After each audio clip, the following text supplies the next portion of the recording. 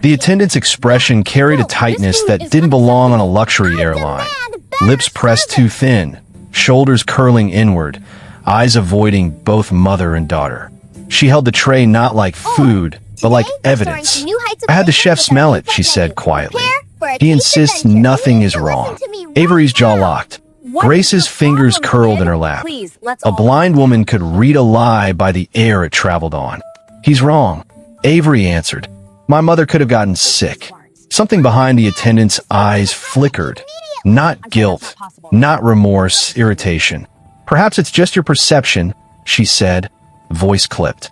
Grace inhaled sharply, though she hid it well. Avery didn't.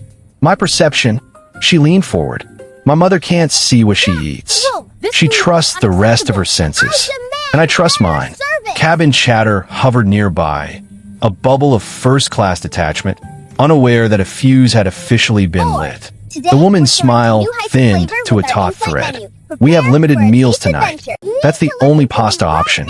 Then bring anything that's safe, Avery said, voice low and deliberate. Soup, fruit, bread. I don't care what it is, so long as she can eat it without harm.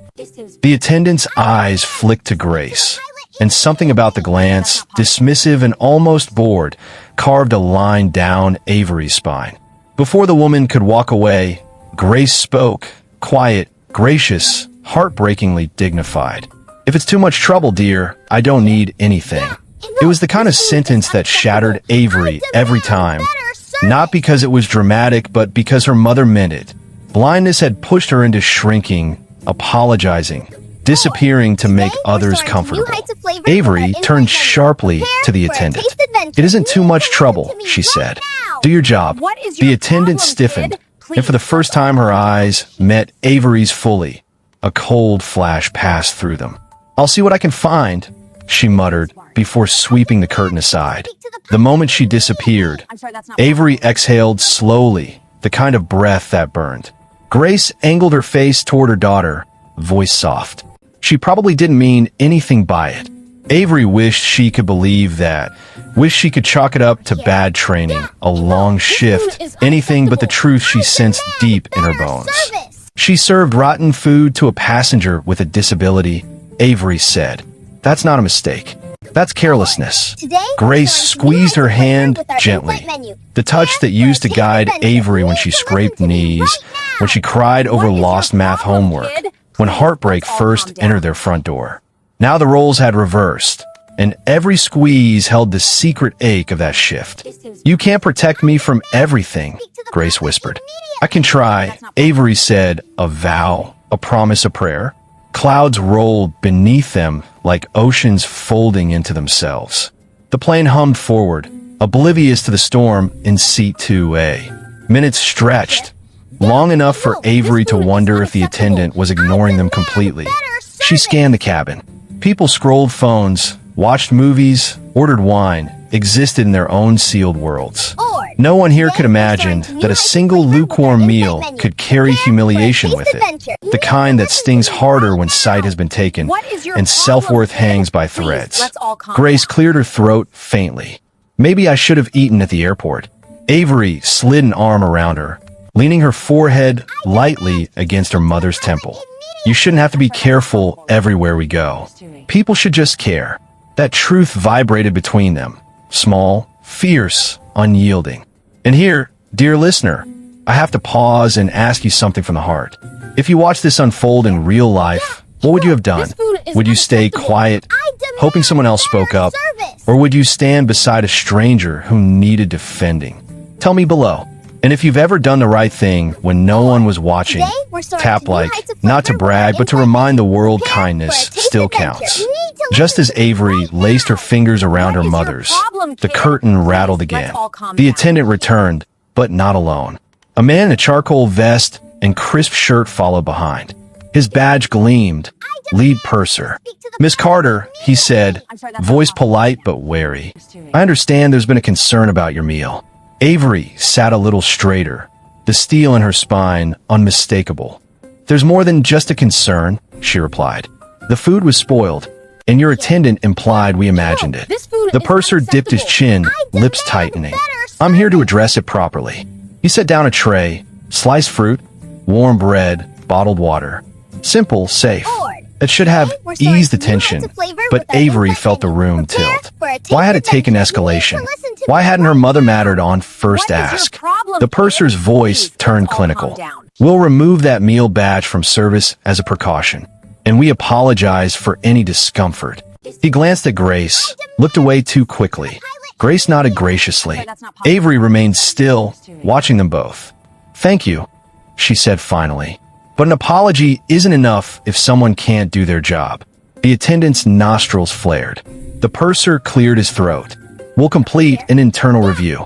For now, we hope you enjoy the remainder of your flight." He stepped back, trying to sever the moment, contain the damage. But Avery didn't unclench her fists until they disappeared. She stared at the fruit, untouched. Grace reached for a slice, smile trembling. "See? It worked out." Avery swallowed hard. "No," she whispered silently to herself. "It didn't, not yet." Because the insult had already been delivered, unseen but sharp. And up ahead, at 37,000 feet, a daughter about to lose her calm would make sure every single soul on that plane understood exactly why. Avery didn't touch her own meal. She watched her mother eat slowly, carefully, like every bite was a question she had to answer with her senses instead of her sight. The clink of fork to tray table felt too loud in the muted cabin. Outside, the sky bled from lavender to thick indigo. Inside, emotions simmered hotter than anything the galley ovens could heat.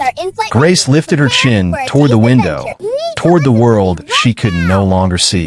"I used to love flying," she murmured. "All that possibility beneath us." Avery's throat tightened. "You can love it again," she promised, but the words felt like they had to climb through gravel to come out. Grace offered a small smile, one Avery cherished because she knew it was getting harder for her to summon. "It'll take time." That sentence cut deeper than anything the attendant had said. Time. Time since the accident. Time since one phone call flipped their lives inside out. Time since Grace woke up in a hospital bed and asked why the lights were off, and nobody could bring them back. Avery blinked hard, clearing the sting behind her eyes. "Not here," she told herself. Not without warning. The purser had vanished again behind the curtain. The offending attendant continued serving others with a slightly too forceful smile plastered across her face, as if nothing had happened, as if blindness and spoiled food and dignity weren't all tangled in a knot in row 2. Avery leaned closer to her mother. "Mom, you shouldn't have to apologize for existing." Grace paused mid-bite.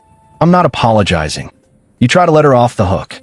Grace exhaled, long and slow. "People make mistakes, sweetheart." "That wasn't a mistake," Avery countered. "That was disregard, and you deserve better than to be ignored." Grace wiped her fingers lightly against her napkin, finding each corner by memory. "You think because I lost my sight, the world owes me something." Avery's heartbeat skipped once. Her mother never spoke sharply. "Mom." Grace softened immediately, voice trembling like a curtain in a draft. No, I know you're trying to protect me. But Avery, people don't mean harm half the time. They're just busy with their own troubles. You can't expect the world to notice us." Avery stared at her. Her mother, whose eyes no longer led her through life, but whose voice still stitched their wounds together with truth. "I don't expect them to notice," she whispered. "I expect them not to harm." Grace grew quiet, digesting both food and daughter's fury. The engine's low rumble pressed around them like a living thing. A flight attendant laughed somewhere across the aisle. Cutlery chimed softly from the galley. Life went on, indifferent. And that was sometimes the cruelest part. Avery leaned back, realizing her pulse still raced. She needed to breathe. She needed something to ground her before her anger climbed into the cockpit and flew the plane herself. She lifted her gaze to the ceiling, like answers might drift between the air vents. Instead, she found memory, the same one that followed them everywhere. Hospital hallways, bleach and cold floors, doctors whispering terms she had to learn overnight. Optic nerve damage, irreversible adaptive tools. Grace gripping her hand, pretending not to shake. Avery could still hear the tremor in her mother's voice the first time she whispered, "What will happen to us?" She had vowed then. Nothing bad would touch her mother without going through her first. And here they were, at 37,000 feet, tested again. A tear threatened behind Avery's eyes. She blinked it back. Not weakness, grief with a spine. And before the story sinks too deep, I want to ask you something real. Have you ever had someone step in for you when you couldn't stand alone? If yes, write yes and share their name below. Gratitude deserves to echo farther than silence ever does. Grace finished her small meal. Avery tucked the tray away before her mother's fingers grazed its edges. Thank you, Grace murmured. For what? Avery asked. For staying angry on my behalf, even when I wouldn't. A laugh escaped Avery, quiet and wet. That's my job. For a fleeting moment, the cabin held peace again. Engines humming. Lights dimmed. Passengers sinking into movies and blankets. But storms rarely stay quiet once awakened. A sudden voice rose from the galley. Harsh, too sharp for a first-class cabin. I'm not apologizing again. I did nothing wrong. The voice belonged unmistakably to their attendant. A hush fell instantly. The purser hissed something back, too muffled to catch, but every ear in first class leaned toward the curtain. Avery stiffened. Grace touched her hand. Let go, she whispered. But Avery couldn't. Not after what she'd seen, smelled, heard. Not after the dismissive glance at her blind mother. The curtain slammed open. The attendant marched out, flushed with indignation, eyes bright with resentment. She headed straight down the aisle, past the purser's reaching hand, past protocol, past sense, right toward Avery's row. And Avery felt every muscle in her body sharpen, ready, not for a fight, but for justice she shouldn't have had to demand in the first place. The attendant's shoes struck the carpet in clipped, furious steps, each one snapping against the hush that fell over the cabin. She stopped at row 2, chest rising and falling like she'd sprinted here, though the only race happening was her certainty crashing into accountability. Miss Carter, she began, voice trembling more with pride than nerves, I don't appreciate being accused of negligence. Avery didn't stand. She didn't need to. Her calm presence filled the space more sharply than raised voices could. You served rotten food to a passenger, Avery said evenly. A blind passenger. That isn't an accusation. It happened. Grace shrank back, sensing tension even without eyes to witness it. The attendant swallowed.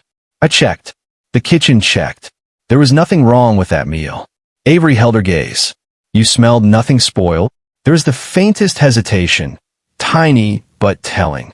My nose wasn't close enough, the attendant said. And besides the chef.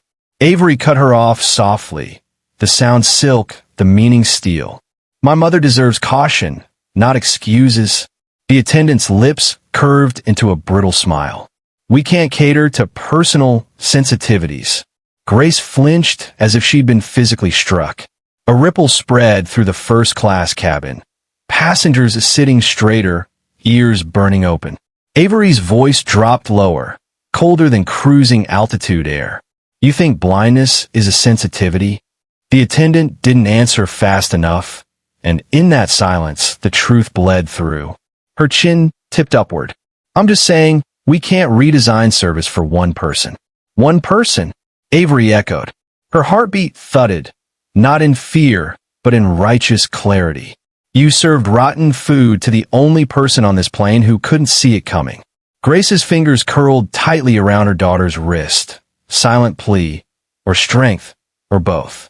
Maybe it was just a misunderstanding, the attendant tried again.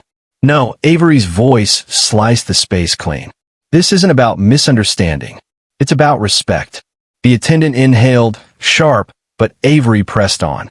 You dismissed my concern the second you smelled that tray. You insinuated we imagined it. And now you're pretending my mother's disability is an inconvenience instead of a responsibility.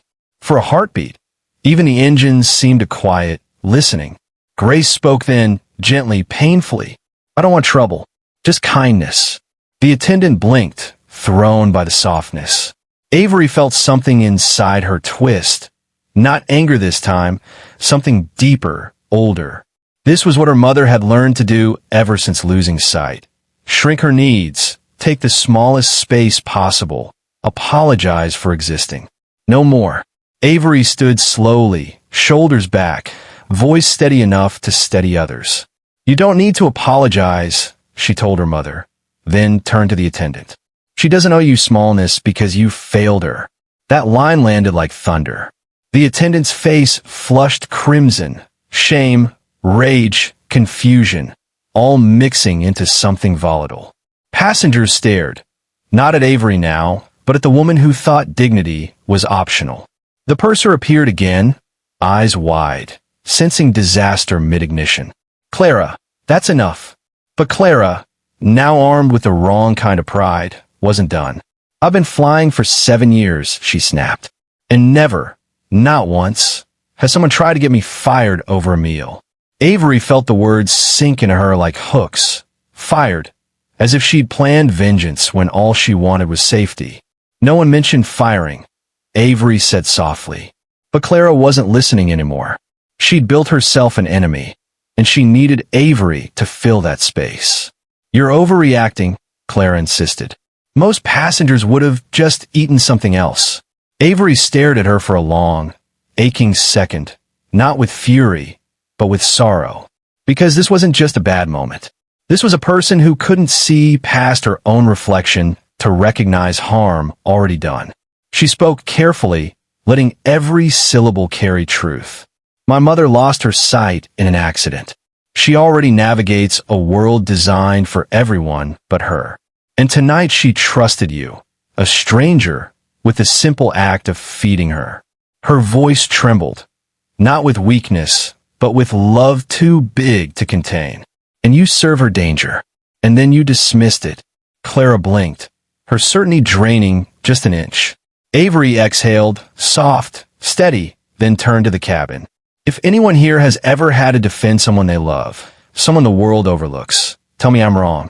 Silence. And then, a low murmur of agreement. A nod. A whispered she's right. Someone tapped their armrest in support. And, right here, I want to invite you into this moment. Share one small good thing you did recently. Held a door, called a friend. Let someone go first in line.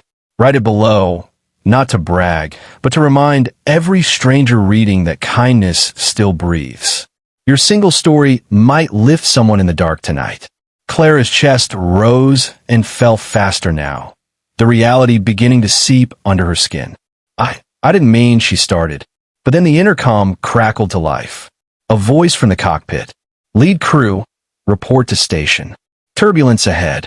The attendants scattered. Clara swallowed her words and fled, like someone running from a mirror. Avery sat slowly, her legs finally trembling. Grace squeezed her hand.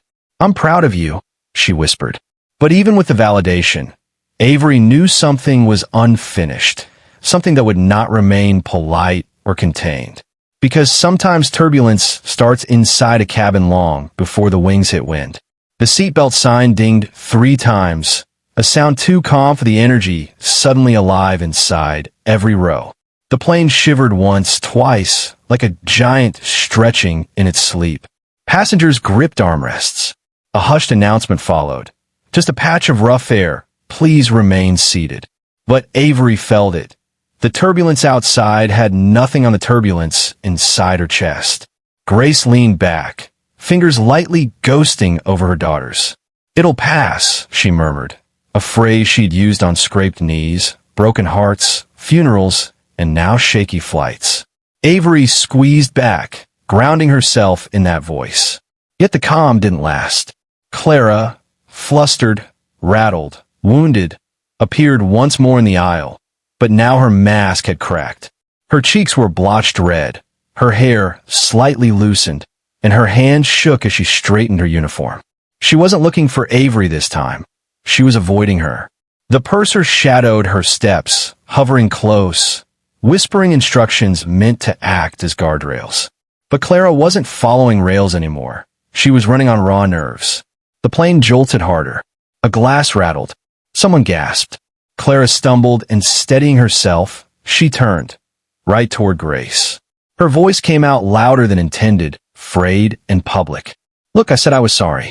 but I can't be held responsible for every little thing that goes wrong with every passenger. Her gaze swept wildly, landing on Grace's sightless eyes. Avery froze. So did the cabin. Clara's tone slid, ugly with stress and panic. Some people just expect special treatment and... Clara, the purser hissed too late. Avery was already on her feet. Not explosive, not screaming, just rising with an unbearable stillness that made the air feel thin. Every head turned. You don't get to say that, Avery whispered, and the softness made it lethal. You don't get to imply my mother is a burden. Clara opened her mouth, but Avery kept going, voice trembling, heart blazing. She didn't ask for special treatment. She asked for basic safety. And you failed her. You failed your job. Clara stumbled backward, words dying on her tongue. But Avery wasn't done, because the next sentence had been sitting inside her since the day her world burned. My mother wasn't born blind, she said, loud enough the cabin could hear. She lost her sight because someone else didn't do theirs. A hush fell deeper, like the cabin itself bowed its head. Grace stiffened, not from shame, but from the memories Avery's words cracked open. Avery swallowed. There was ice on the road. A delivery truck skidded. The driver hadn't checked his tires. One choice, one act of carelessness, and her vision was gone forever. Gasps fluttered. Clara paled. Avery took one more step, not forward but toward truth. So don't you dare tell me accidents don't matter. That mistakes don't cost anything. That blindness is a sensitivity we should learn to live around. Her voice thickened, grief braided with fury. I watched my mother try to make peace with darkness. I watched her relearn her life one room at a time.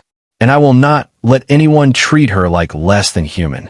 Grace's head bowed, not to hide, but because some truths weigh more than others. Avery breathed out shakily. That meal was spoiled. It could have made her sick. But worse than the food was how you reacted. Like her body didn't matter. Like her dignity didn't deserve your time. Clara's lip trembled. I didn't know. No, Avery replied, voice fracturing. You didn't care to... Silence. For a moment, the plane seemed suspended not in air, but in understanding. A shared realization that small actions ripple wider than we imagine. And right here, if that moment struck your heart, if you felt that shiver of empathy climb your ribs, leave a red heart in the comments. Sometimes a single symbol speaks what words can't. The purser stepped between them at last, not defensive, not rehearsed, but changed. Miss Carter, he murmured, voice thick, you're right. We failed you. And your mother. Grace lifted her chin. Though sightless, she met his tone head on. You can make it right, she said quietly. Not for me. For the next person. The purser nodded once, deeply. You have my word. Clara swallowed, tears clinging to her lashes. Her pride was melting, not instantly, but undeniably.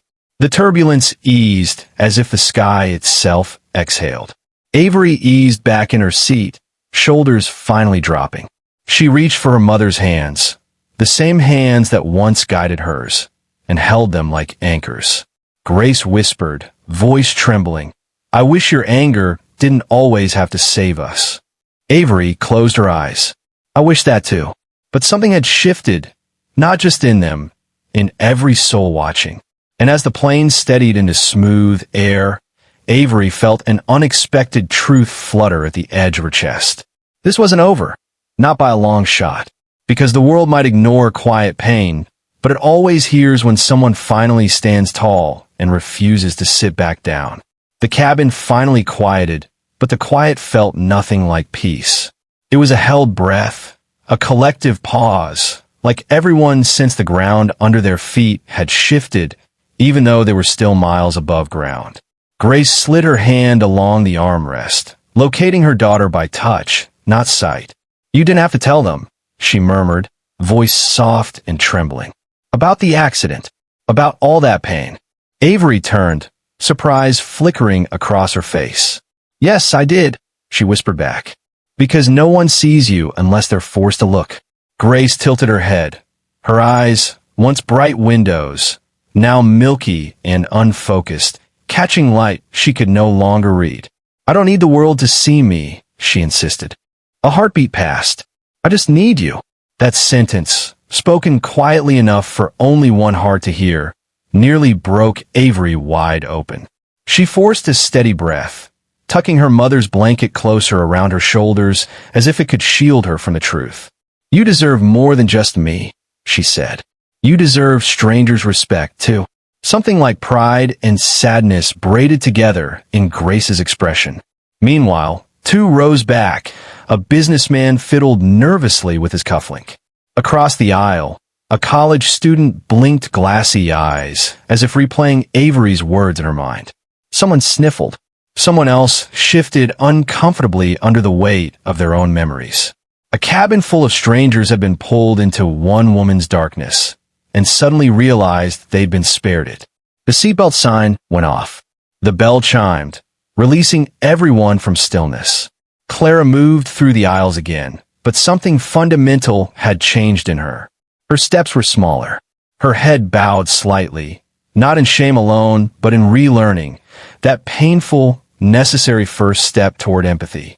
At row 2, she hesitated, and for a second, she looked like a child outside a locked door, unsure what awaited on the other side. She reached into the side pocket of her apron, withdrew a fresh bottle of water, and set it on Grace's tray. No flourish, no words. A gesture simple and sincere. Grace lifted her face, smiling gently in the direction she sensed Clara standing. Thank you, she said. Clara nodded once, throat working before stepping back. It wasn't forgiveness. Not yet, but it was something like humility budding in hostile soil. Avery watched her go, tried to convince the tight knot in her lungs to loosen. Minutes passed in a swirl of air and thought. The purser took over announcements. Someone restarted a paused movie. Life on the plane stabilized, at least superficially. But inside Avery, adrenaline still clung to her bones, refusing to flush out. Grace tilted her head slightly. You okay, sweetheart? Avery dropped her chin to her chest, exhaling years she hadn't realized she'd been holding. I just hate watching you get hurt, Mom. Grace folded Avery's hand between both of hers, the way she used to when Avery was little, scared of thunder. I hate it too, she whispered, but I don't want you to bleed every time I bruise. That landed heavy, a truth Avery had been dodging. She stared at her mother, this woman who navigated invisible walls every day, always choosing grace over bitterness, and knew she wasn't as fragile as she seemed. You're tougher than anyone I know, Avery whispered. Grace smiled. Maybe, but sometimes I wish I didn't have to be. That honesty throbbed through the space like a bruise touched too soon. The plane dipped gently, beginning the slow descent toward their destination. Lights sparkling below like scattered constellations. Then, unexpectedly, a hand touched Avery's shoulder from behind. She turned. The older woman seated in 3A leaned forward, eyes glistening. I just wanted to say, she whispered, voice trembling with emotion, thank you for speaking up. My daughter uses a wheelchair. People look right through her all the time. Today, I felt seen. Avery froze, stunned, then softened. Before she could answer, a man in 1B murmured, my brother's deaf. You were right to stand your ground. A soft chorus of agreement rippled behind them, like tiny candles being lit in the dark, one after another. Avery didn't ask for validation. She barely knew what to do with it now that it arrived. And before the story pushes us further, pause with me for one breath. If that moment reached into your chest, if it tugged something tender, tap a red heart. Sometimes the smallest symbol carries empathy better than paragraphs ever could. Avery nodded gratefully to each stranger, humbled rather than fueled.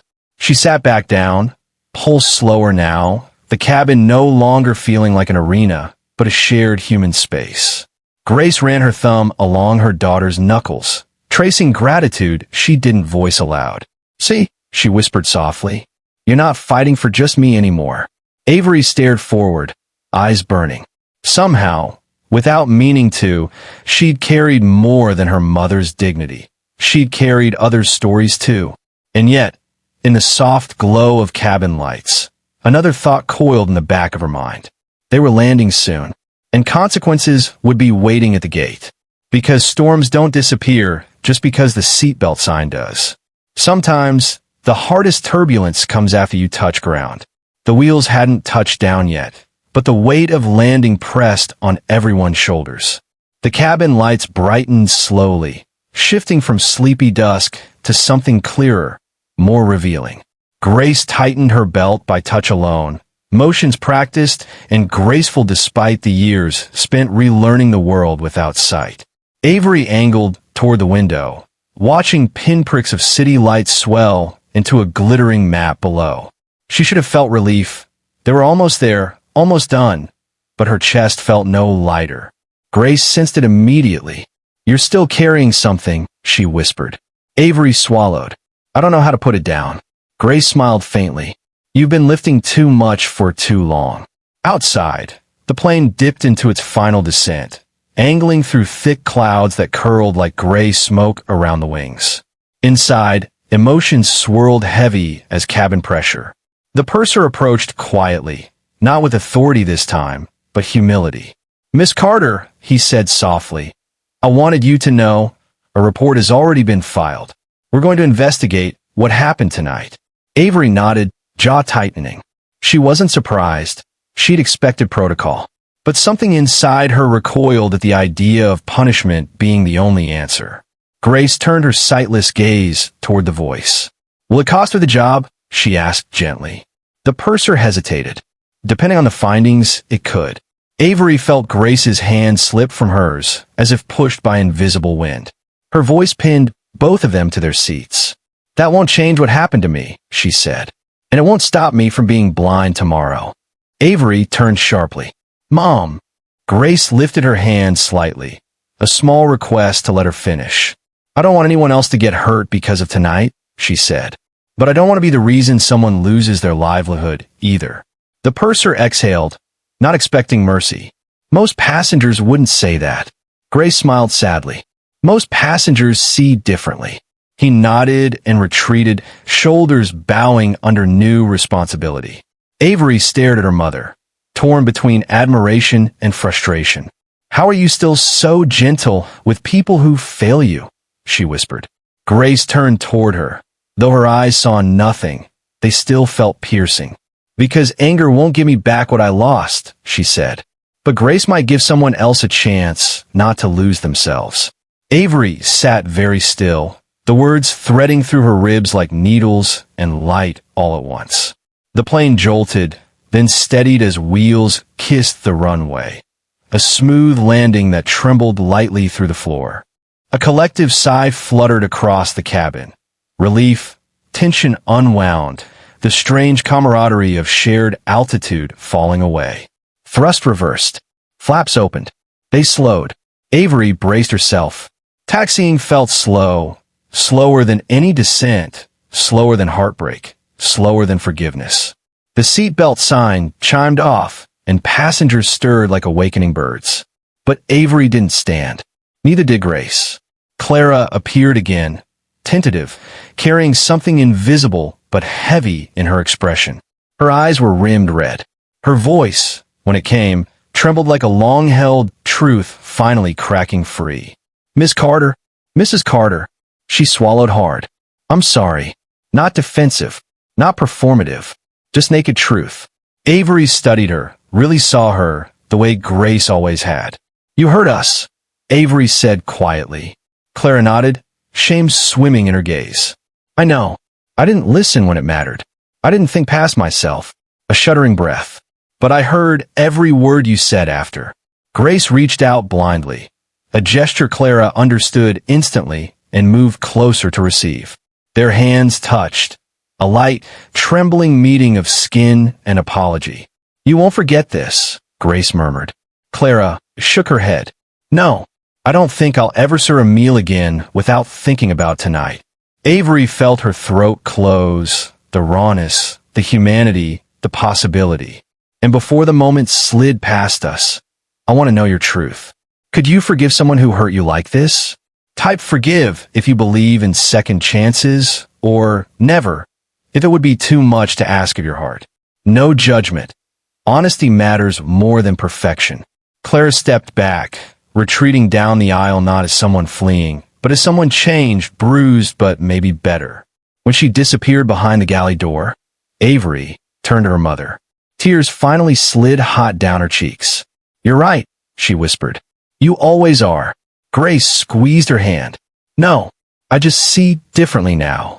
Avery laughed, choked, watery, because the irony wrapped around them like a hug. Passengers began filing out. The purser stood waiting near the exit, eyes soft, posture humbled. Avery helped Grace stand, guiding her gently, one hand on her elbow, one hand holding her cane. Together they stepped into the aisle. Grace tilted her chin upward, feeling the cabin air shift, the way space widens near the door. "Come on," she whispered. "Let's go touch ground." Avery nodded, heart full, steps steady. Yet as they approached the exit, she sensed something still waiting, a final turn in the story, one she couldn't yet name. Because sometimes the world notices more than you think. And sometimes karma doesn't arrive in fury. It walks through the jet bridge wearing a suit. The jet bridge felt colder than the cabin, a narrow tunnel of gray walls and humming air vents. Avery guided her mother step by step, her hand steady on Grace's elbow, Grace's cane tapping lightly ahead of them. Most passengers hurried past, dragging briefcases and backpacks, eager to return to their own lives. A few offered small nods of respect as they passed, quiet acknowledgments of what they'd witnessed. Others lingered behind, giving the two women space, as if protecting the fragile dignity Grace carried with such gentleness. But Avery sensed it, a presence waiting just beyond the curve of the bridge. Something deliberate, something heavy. She glanced up. A tall man in a tailor navy suit stood near the exit, hands clasped in front of him. His badge gleamed under the fluorescent lights. Regional Operations Manager. He wasn't here by coincidence. He was here because of them. "Miss Carter," he asked as they approached, voice low and respectful. Avery straightened slightly, but Grace squeezed her arm in silent trust. "Yes," Avery answered. He nodded, expression solemn. "My name is Daniel Reeves. I was informed of an incident on your flight. May I speak with you both for a moment?" Avery inhaled slowly. Grace shifted toward the sound of his voice, calm and unguarded. "Of course." Daniel stepped aside to give them space, though something about his posture said he was bracing himself. "I reviewed the initial report from the crew," he began gently, "and I want to deeply apologize for what happened tonight. No passenger, especially one with a disability, should ever be treated with anything less than respect." Grace smiled softly at the word respect, as if it tasted familiar but rare. Avery nodded once, cautious. Daniel continued, "We take this very seriously. The meal should never have been served, and the response you received afterward was unacceptable." Clara's pale face flickered through Avery's mind. Her shaking hands, her apology, her breaking. Avery swallowed. "What happens now?" Daniel hesitated. Given the circumstances, it would be within company procedure to terminate the attendant involved. Grace's breath hitched, just slightly, but Avery felt it through the grip on her arm. Daniel went on, "But I understand she apologized to you personally. And I also understand forgiveness was extended." Avery blinked, surprised. How quickly word traveled in the tight corridors of an airline. Grace stepped forward just an inch, voice warm as a blanket. "Everyone makes mistakes," she said softly. "I don't want her punished more than she's already punishing herself." Daniel looked at her with something like admiration. "You're a generous woman, Mrs. Carter." Grace smiled faintly. It's easier to give grace than to live without it. Avery felt tears sting again. How her mother still managed to stitch beauty into wounds she did not deserve. Daniel's voice softened. "We'd like to offer upgraded accommodation for the rest of your travel. And if you choose, we'll arrange a private transportation service once you exit." Avery shook her head gently. "We don't need special accommodations. Just assurance that something changes." Daniel nodded with gravity. "You have that assurance." As the conversation drew to a close, a soft, rustling sound rose behind them. A small group of passengers had paused at a distance, watching, listening, standing quietly in support. One of them, the older woman from 3A, stepped forward. She placed a hand on Grace's arm. "You made us all braver tonight," she whispered. Grace touched the woman's wrist lightly, the way blind hands speak gratitude. Then it was worth it. Avery's breath hitched at those 4 simple words. Worth it. Worth the pain. Worth the confrontation. Worth the vulnerability. Daniel stepped back respectfully. "I'll walk you to the terminal if you'd like." Avery nodded. But before they moved, she felt a tug inside her. Not fear, not anger. Something gentler, like embers being coaxed back to flame. Because despite the hardship, despite the long fight, something about tonight felt hopeful. And right here, if you believe that love still wins, if you believe the world can change one moment of courage at a time, comment amen. Let's fill this chapter with hope. Someone scrolling right now might need to see it.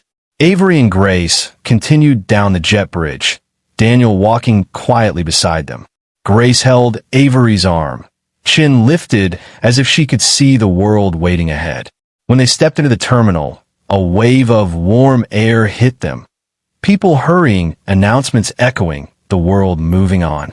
But Grace stopped for a moment, turning her face toward the ceiling lights she couldn't see. "Avery," she murmured, "do you know what I feel right now?" "What?" Grace smiled, small, glowing. "Light. Even if it's just warmth on my skin, it still feels like light." Avery pressed a hand to her lips, emotion cracking through her. She wrapped an arm around her mother's shoulders. "You're my light," she whispered. But she had no idea, not yet, that destiny had one more moment waiting for them before the night was done. A moment that would tie everything together and finally reveal what kindness can build from brokenness. The airport terminal pulsed with late-night life. Rolling suitcases humming over tiles, departure boards flickering with endless destinations, echoes of reunions and farewells swelling and fading like low tides. Avery guided Grace through it all, hands linked, matching her steps to her mother's steady rhythm. The journey should have felt finished, yet there was a sensation, like a curtain not fully drawn, that something remained unsaid. Daniel walked with them until the crowd thinned into smaller streams. "This is where I leave you," he said gently. Avery nodded. "Thank you for listening." He shook his head. "Thank you for speaking." Grace reached toward his voice, her touch not landing, but close enough for connection. "You can make this better for the next person," she murmured. Daniel's voice thickened.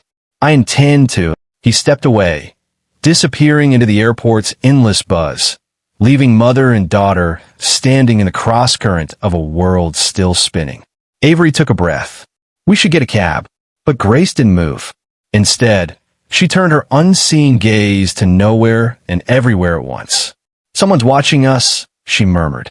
Avery followed her mother's instinct, because Grace had a way of sensing what eyes missed. Sure enough, a young woman hovered several feet away, maybe early 20s, nervously shifting her bag from shoulder to shoulder. She took a step closer, then hesitated, gathering courage like fabric in her hands. "Excuse me," she said timidly. Avery softened her posture immediately. "Yes." The young woman pushed hair behind her ear, voice trembling. "I was on your flight.